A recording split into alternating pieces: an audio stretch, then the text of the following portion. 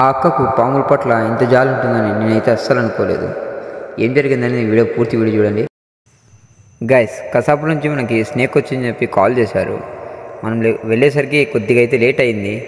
వెళ్ళేసరికి ఆ అక్క ఎంతో ధైర్యం చేసి, ఆ అక్క కాకుండా అక్క వాళ్ళ అబ్బాయి కూడా ధైర్యం చేసి ఆ పాముని చిన్న కర్రతో పట్టుకోవడం జరిగింది.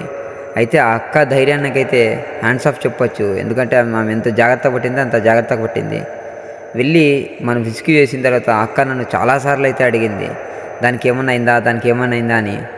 అయితే మనమైతే దాన్ని చూసాం, ట్రై చేసాం. దాన్ని రెస్క్యూ చేసి బయటకైతే తీసుకొని రావడం జరిగింది. కానీ అక్క చాలాసార్లు అయితే అడుగుతానే ఉంది. అప్పటికి ఈ పాముల పట్ల అంత జాలి ఉంటుందని నేనైతే అస్సలు అనుకోలేదు. అక్కకు చాలా దగ్గరకు వచ్చింది. ఫస్ట్ టైం ఇంత దగ్గరగా వచ్చి చూడడం ఆ లేడీసు.